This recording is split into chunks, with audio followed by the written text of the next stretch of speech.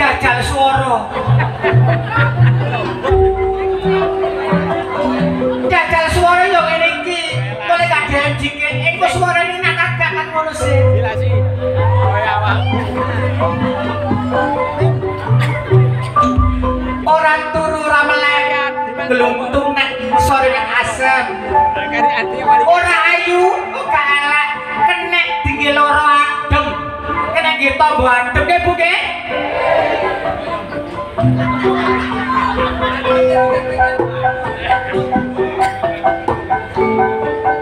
Sing durung kenal ngatemaken.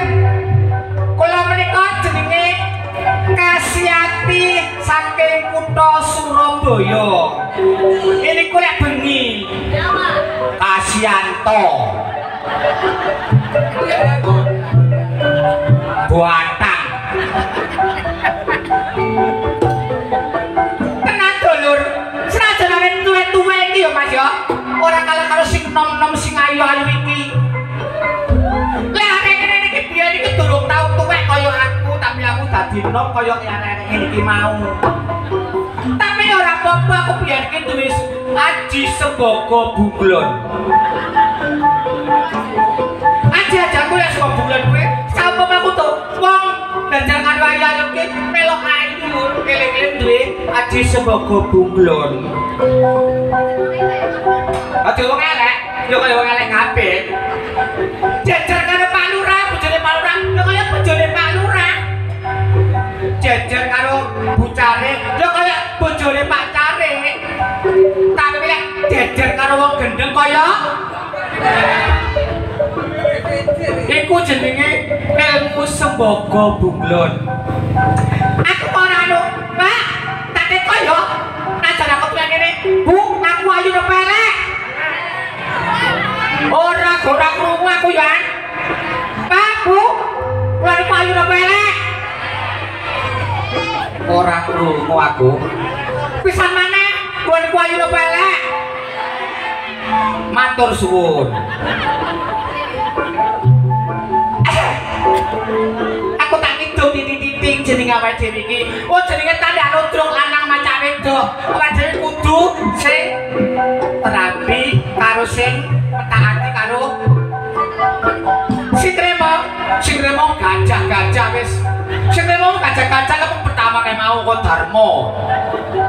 Kedua niki mau jenenge Iin Sugianto.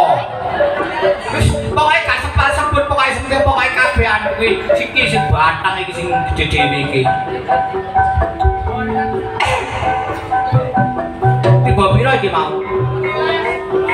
Pira? 15.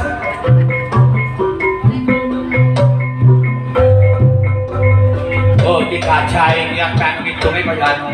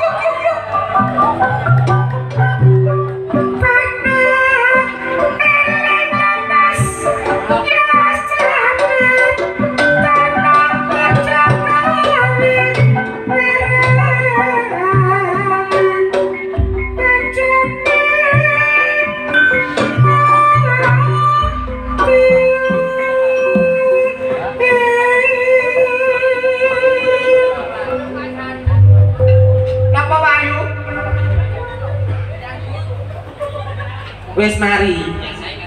Iya. Oh, tok. Iya cocoke mbokmu iki sanu. Nama Pak Kus ngomong ngene.